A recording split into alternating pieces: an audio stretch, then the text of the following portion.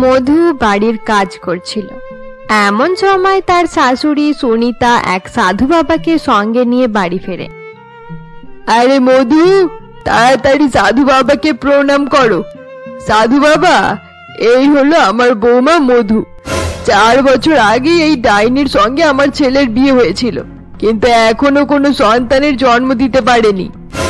তোমাকে আর চিন্তা করতে হবে না, আমি এসে গেছি। এবার সবকিছু ঠিক করে দেব। মধু, তুমি মেঝেতে বসে পড়ো। সাধু বাবার কথা মতো মধু মেঝের উপরে বসে পড়ে। এরপর সাধু বাবা তার মাথায় হাত দিয়ে তাড়াতাড়ি হাত সরিয়ে দেয়।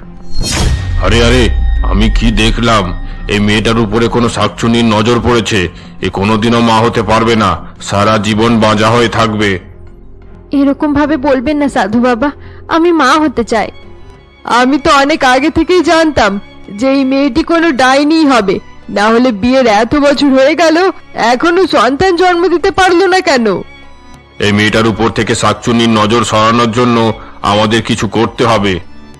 হ্যাঁ সাধু বাবা, আপনি তাড়াতাড়ি কোনো ব্যবস্থা করুন, না হলে আমি কোনোদিনও নিজের নাতি নাতনির মুখ দেখতে পাবো না। সুনিতা সাধু বাবার সঙ্গে কথা বলছিল। এমন সময় তার ছেলে বিজয় সেখানে চলে আসে। আরে মা, তুমি আবার কোথা থেকে নকল সাধু বাবাকে ধরে নিয়ে চলে এলে?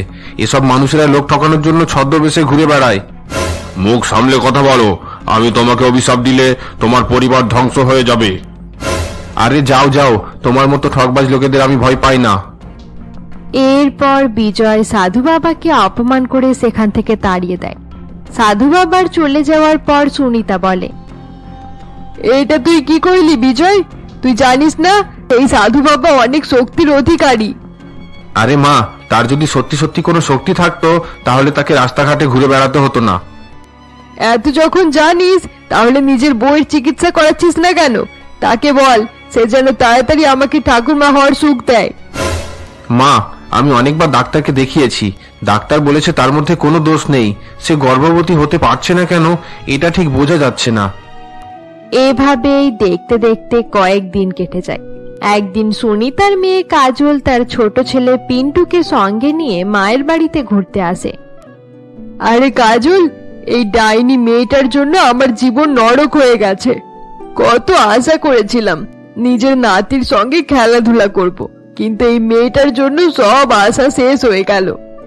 মা একদম ঠিকই বলছে বৌদি, নিজের সন্তানের মতো সুখ কোথাও নেই।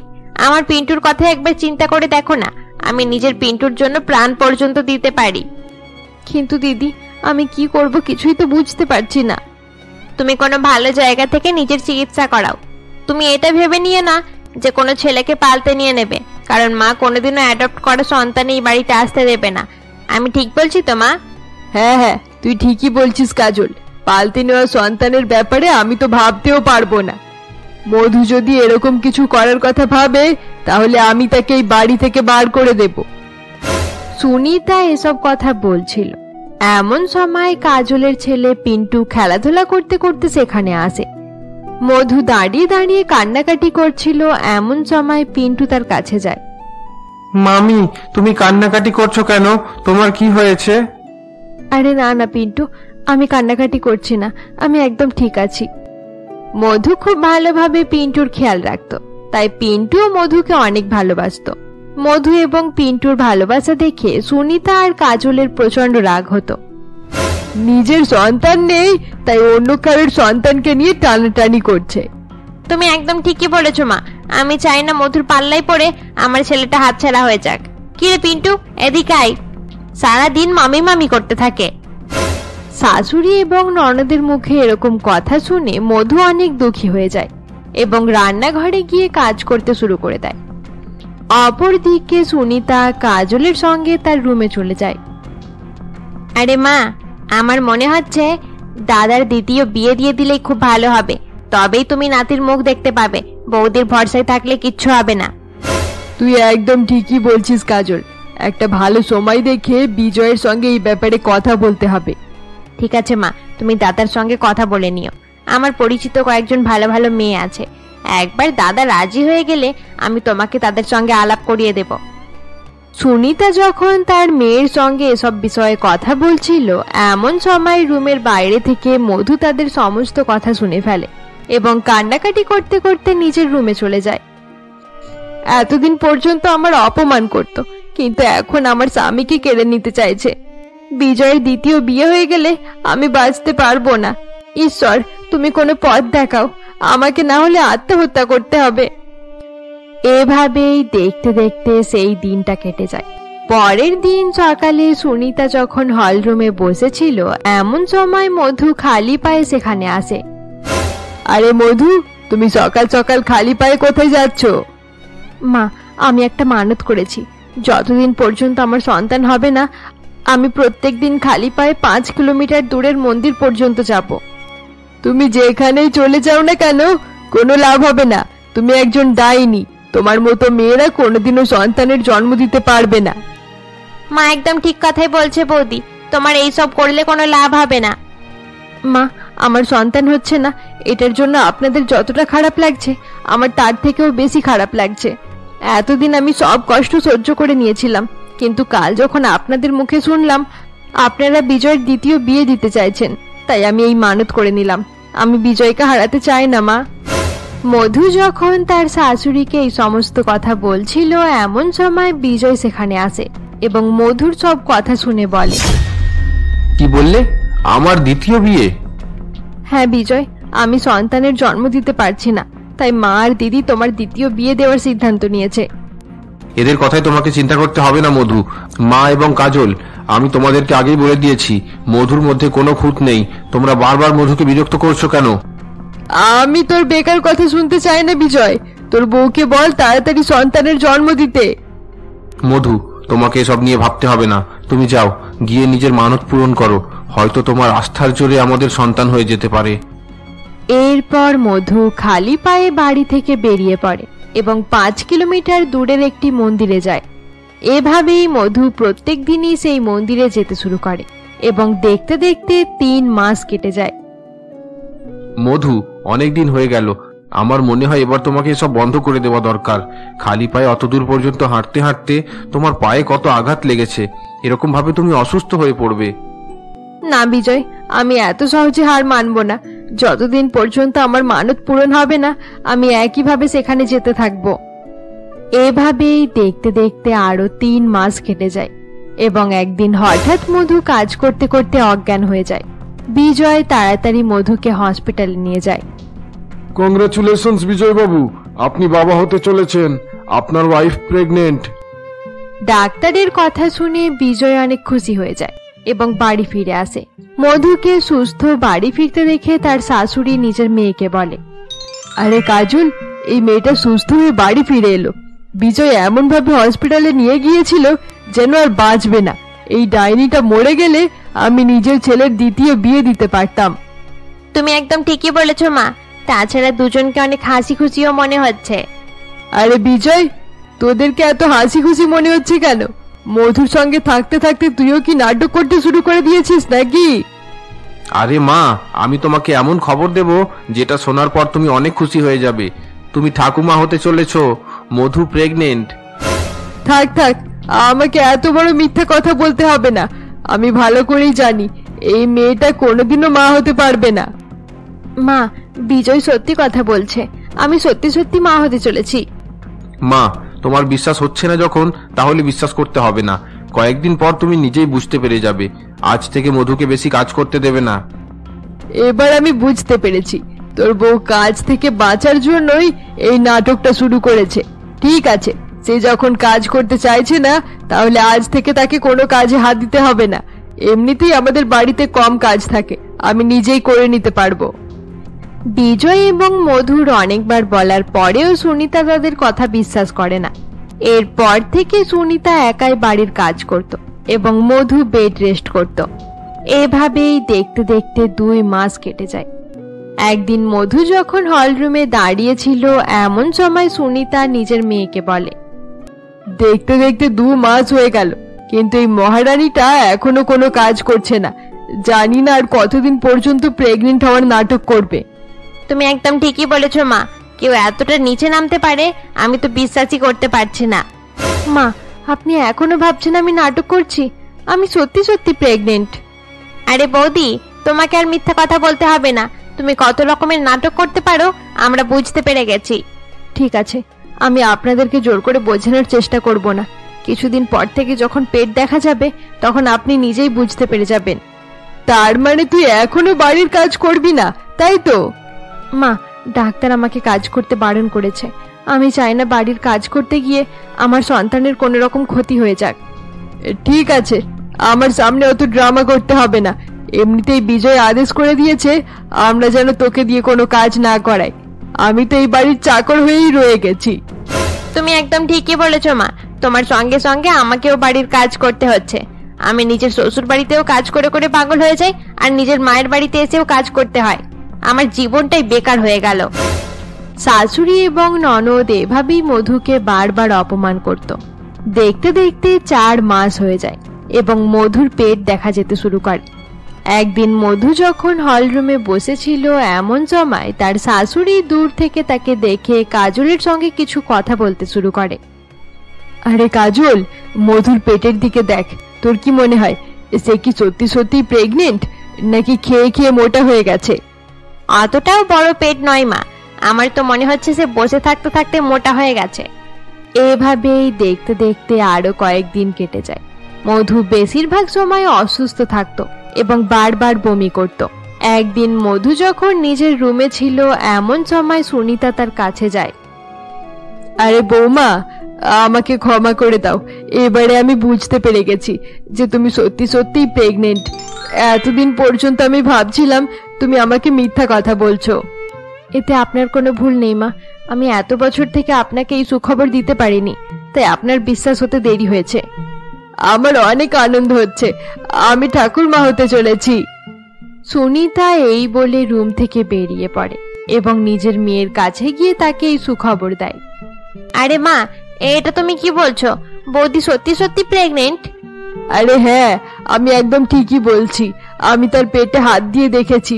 আজ আমি অনেক খুশি। মা, এতে এত খুশি হওয়ার কি আছে? বৌদি পৃথিবীর প্রথম মহিলা নয় যে প্রেগনেন্ট হয়েছে। প্রত্যেকদিন কেউ না কেউ প্রেগনেন্ট হতেই থাকে। তুই চুপ কর কাজল। ঠাকুরমা হলে যে কত আনন্দ হয় এটা তুই বুঝতে পারবি না। মায়ের মুখে এরকম কথা শুনে কাজল আর কিছু বলে না। এরপর থেকে সুনিতা খুব ভালোভাবেই তার বৌমায়ের খেয়াল রাখত এবং সব সময় তার সঙ্গেই থাকত। দেখতে দেখতে 8 মাস পূরণ হয়ে যায়। এক রাতে সকলে যখন ঘুমিয়েছিল এমন সময় মধুর শরীর খারাপ হয়ে যায়। আরে মধু, হঠাৎ করে তোমার কি হয়ে গেল? তাড়াতাড়ি তোমাকে নিয়ে হাসপাতালে যেতে হবে, না হলে কোনো বিপদ হয়ে যেতে পারে। এরপর বিজয় এবং বাকি সকলে মধুকে হসপিটালে নিয়ে যায়। পেশেন্টের অবস্থা অনেক খারাপ। 8 মাসের মধ্যেই তার লেবার পেন শুরু হয়ে গেছে। আমরা অপারেশন শুরু করতে যাচ্ছি, আপনারাও প্রার্থনা করুন। মা, ডাক্তারের কথা শুনে মনে হচ্ছে অবস্থা অনেক খারাপ। তাছাড়া 8 মাসের মধ্যে লেবার পেন কতটা ভয়ঙ্কর এটা তো তুমি জানো। আমার মনে হয় না সবকিছু ঠিকঠাক থাকবে বলে। তুই চুপ কর কাজল। আমি প্রার্থনা করছি যেন তাদের কিছু না হয়। এত বছর পর আমি নিজের নাতির মুখ দেখতে চলেছি। তার কিছু হয়ে গেলে আমি আর বাঁচবো না। আসলে সুনিতা নিজের বৌমাকে ভালোবাসতো না। সে শুধুমাত্র নিজের নাতির জন্যই আগ্রহী ছিল। সুনিতা কান্নাকাটি করতে থাকে এবং তার নাতির সুস্থতার জন্য প্রার্থনা করতে থাকে। এভাবেই দেখতে দেখতে অনেক সময় কেটে যায় এবং অপারেশন থিয়েটার থেকে ডাক্তারবাবু বাইরে আসেন। আপনাদেরকে আর চিন্তা করতে হবে না। বাচ্চা এবং মা দুজনেই সুস্থ আছে। আপনাদের পুত্র সন্তান হয়েছে। Thank you very much doctor. ধন্যবাদ ডাক্তারবাবু, আপনি আমাদেরকে অনেক ভালো খবর দিয়েছেন। বউয়ের কথা চিন্তা করতে করতে আমি পাগল হয়ে যাচ্ছিলাম। মধুকে হসপিটালে কয়েকদিন রাখার পর সকলে তাকে বাড়ি ফিরিয়ে আনে। সুনিতা ঠাকুরমা হতে পেরে অনেক খুশি ছিল এবং এলাকার সকলকে মিষ্টি বিতরণ করতে শুরু করে দেয়। আরে সবাই মিষ্টি খাও, আমি ঠাকুরমা হয়েছি। আমার নাতি হয়েছে নাতি। আজ আমি সকলকে মিষ্টি খাওয়াবো। এভাবেই দেখতে দেখতে 1 সপ্তাহ কেটে যায়। একদিন সুনিতা যখন তার নাতিকে নিয়ে হলরুমে বসেছিল এমন সময় কাজল সেখানে আসে। মা, তুমি আমার শ্বশুর বাড়িতে ফোন করেছিলে? পিন্টুর বাবা কাল আমাকে নিতে আসবে বলছে। আরে হ্যাঁ, আমি তোর শ্বশুর বাড়িতে ফোন করে সব ঝামেলা মিটিয়ে দিয়েছি। ওখানে তোর আর কোনো রকম সমস্যা হবে না। তোর শাশুড়ি বলে দিয়েছে এবার থেকে বাড়িতে একটা কাজের লোক রেখে নেবে, তোর কাজ অনেকটা কমে যাবে। তাহলে ঠিক আছে, বেশি কাজ করতে হলে আমি সেখানে যেতাম না। এইসব কিছু আমার নাতির জন্যই হয়েছে। আমার নাতি এই পৃথিবীতে আসার সঙ্গে সঙ্গে তোর শ্বশুর বাড়ির ঝামেলা ঠিক করে দিল। আমার নাতি সকলের জন্য অনেক লাকি। মায়ের মুখে মধুর ছেলের ব্যাপারে ভালো ভালো কথা শুনে কাজলের খুব একটা ভালো লাগে না। পরের দিন সকালে কাজলের স্বামী আসে এবং তাকেও তার ছেলে পিন্টুকে নিয়ে সেখান থেকে চলে যায়। কয়েকদিন পর সুনিতা তার নাতির নামকরণ করে এবং তার নাম রাখা হয় রাজু। সুনিতা সবসময় নিজের নাতিকে নিজের সঙ্গেই রাখত এবং মধুকে তার কাছাকাছি যেতে দিত না। মা, রাজুকে আমার কাছে দিন, আমি তাকে স্নান করিয়ে দেব। রাজু স্নান করা নিয়ে তোমাকে অত ভাবতে হবে না। তুমি স্নান করাতে গেলে তার কোনো রকম আঘাত লেগে যেতে পারে। আমি নিজের নাতিকে স্নান করাবো। মা, আমি অনেক সাবধানে তাকে স্নান করাবো। তোমাকে বেশি সাবধান হতে হবে না। যাও, বাড়ির অন্যান্য কাজগুলো পড়ে আছে সেগুলো গিয়ে করো। শাশুড়ির মুখে এরকম কথা শুনে মধু অনেক দুঃখী হয়ে যায় এবং সেখান থেকে চলে যায়। এভাবেই মধুর দিন কাটছিল। একদিন মধু যখন তার ছেলের জন্য দুধ গরম করছিল, এমন সময় সুনিতা সেখানে যায়। এটা তুমি কি করছো? আমি রাজুর জন্য দুধ গরম করছি। তোমাকে আমার নাতির জন্য কিচ্ছু করতে হবে না। বাচ্চাদেরকে কিভাবে মানুষ করতে হয় তোমার সেসব ব্যাপারে কোনো আইডিয়া নেই। এই কাজ আমাকেই করতে দাও। সুনিতা এই বলে মধুকে তাড়িয়ে দেয় এবং রাজুর জন্য দুধ গরম করতে শুরু করে। এভাবেই সুনিতা রাজুর সমস্ত কাজ একাই করত। সে মধুকে তার ছেলের কোনো কাজ করতে দিত না। এসব থেকে বিরক্ত হয়ে একদিন মধু বিজয়কে বলে, আরে বিজয়, মা আমাকে রাজুর কোনো কাজ করতেই দেয় না, এমনকি আমি তাকে কোলে নিতে গেলেও আমাকে বারণ করে দেয়। আরে, এটা তো অনেক ভালো কথা। মা খুব ভালোভাবে রাজুর খেয়াল রাখছে। রাজুকে নিয়ে তোমার খাটাখাটনি একটু কম হবে। কিন্তু বিজয়, এভাবে চলতে থাকলে রাজু আমার থেকে অনেক দূরে হয়ে যাবে। সে আমাকে মায়ের সম্মান দেবে না। আরে না না, এরকম কোনোদিনও হবে না। তুমি তার মা, সন্তান আবার মায়ের থেকে দূরে হতে পারে? এভাবেই দেখতে দেখতে 24 বছর পার হয়ে যায়। রাজু তার কলেজের ফাইনাল ইয়ারে উঠে পড়ে। আমার নাতি জোয়ান হয়ে গেছে, আর কয়েকদিন পর বাড়িতে সুন্দর একটা নাত বউ আসবে। আরে ঠাকুমা, তুমি এরকম কথা বলছো কেন? এখন আমি বিয়ে টিয়ের কথা শুনতে চাই না। আরে রাজু, তোর বিয়ের বয়স তো হয়ে গেল। এবার আমরা তোর জন্য একটা সুন্দর মেয়ে খুঁজতে শুরু করে দেব। আপনি একদম ঠিকই বলছেন মা, রাজুর জন্য আমাদেরকে মেয়ে দেখতে হবে। মা, তোমাকে আমার জন্য মেয়ে দেখতে হবে না। তোমার উপর আমার একদম বিশ্বাস নেই। তুই এরকম করে কেন বলছিস বাবা? আমি তোর মা। হ্যাঁ, আমি জানি তুমি আমার মা, কিন্তু আমি ঠাকুমাকে সবচেয়ে বেশি ভালোবাসি। ঠাকুমা ছেলেবেলা থেকে আমার খেয়াল রেখেছে। একদম ঠিক বলেছিস রাজু, এর কথা একদম শুনতে হবে না। তোর কথা শুনে আজ আমি অনেক খুশি হয়েছি। সুনিতা প্রথম থেকেই রাজুকে নিজের কাছে রাখায় রাজু বড় হওয়ার পর তার বাবা মায়ের সম্মান করত না। সে শুধুমাত্র তার ঠাকুমাকেই ভালোবাসতো। ঠাকুমা, এখন আমার জন্য মেয়ে দেখতে হবে না। আমি কয়েকদিন পর বিয়ে করব। 4 দিন পর তোর জন্মদিন। এবার তোর 24 বছর পূরণ হয়ে যাবে। আরে বাহ, আমার জন্মদিন চলে এলো। আচ্ছা ঠাকুমা, এবার জন্মদিনে আমাকে কি গিফট দেবে এটা বলো। তোকে আমি এমন উপহার দেব যেটা দেখে তুই অনেক খুশি হয়ে যাবি। সেটা নিয়ে তুই চিন্তা করিস না। তাই নাকি? ঠিক আছে, জন্মদিনের অপেক্ষায় থাকলাম। এভাবেই দেখতে দেখতে 4 দিন কেটে যায় এবং রাজুর জন্মদিন চলে আসে। বাড়ির সকলে খুব আনন্দ করে রাজুর জন্মদিন সেলিব্রেট করে এবং সুনিতা দেবী রাজুর হাতে একটি কাগজ দেয়। আরে ঠাকুমা, এটা কি দিচ্ছ? এটা তো দেখে মনে হচ্ছে কোনো লাভ লেটার। তুমি কি এই বয়সে আমাকে লাভ লেটার দিচ্ছ? কি দিয়েছি আগে খুলে তো দেখ, তারপর বলবি। আমার বিশ্বাস এটা দেখে তুই অনেক খুশি হয়ে যাবি। আচ্ছা ঠিক আছে, ঠিক আছে, দেখছি। রাজু তার ঠাকুরমার কথা মতো সেই কাগজটি খুলে দেখে এবং দেখার সঙ্গে সঙ্গে রাজু অনেক খুশি হয়ে যায়। আসলে তারা যেই বাড়িতে থাকতো সেই বাড়িটি সুনিতা দেবী রাজুর নামে লিখে দিয়েছিল। এই বাড়িটা আমার ছিল, আজ থেকে এটা তোর হয়ে গেল। উপহার পছন্দ হয়েছে তো? ঠাকুমা, তুমি আমার মন খুশি করে দিলে। Thank you very much. আরে ঠিক আছে ঠিক আছে, এত বেশি আর নাম করতে হবে না। রাজুকে খুশি দেখে তার বাবা মাও অনেক খুশি হয়ে যায়। এভাবেই দেখতে দেখতে কয়েকদিন কেটে যায় এবং রাজু তার কলেজে শিল্পা নামের একটি মেয়ের সঙ্গে প্রেম করতে শুরু করে। শিল্পা, আমাদের রিলেশনশিপে 6 মাস হয়ে গেল। তোমার সঙ্গে দিনগুলো কত তাড়াতাড়ি কেটে যাচ্ছে বুঝতেই পারছি না। আমারও একই অবস্থা রাজু, আমি তোমাদের বাড়িতে যাওয়ার জন্য অনেক এক্সাইটেড। চিন্তা করো না, খুব তাড়াতাড়ি তোমাকে নিয়ে যাব, তারপর নতুন ভাবে আমাদের জীবন শুরু করব। রাজু এবং শিল্পা কিছু সময় পর্যন্ত ঘোরাফেরা করার পর দুজনে নিজের নিজের বাড়ি ফিরে যায়।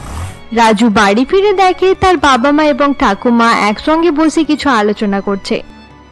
বাবা রাজু, তুই একদম ঠিক সময়ে এসেছিস। আমরা তোর জন্য কয়েকটা ভালো ভালো মেয়ের ছবি নিয়ে এসেছি, একবার এগুলো দেখে বল কোনটা বেশি ভালো। ঠাকুমা, তোমাকে এতবার বারণ করার পরেও আমার জন্য মেয়ে দেখতে গেলে কেন?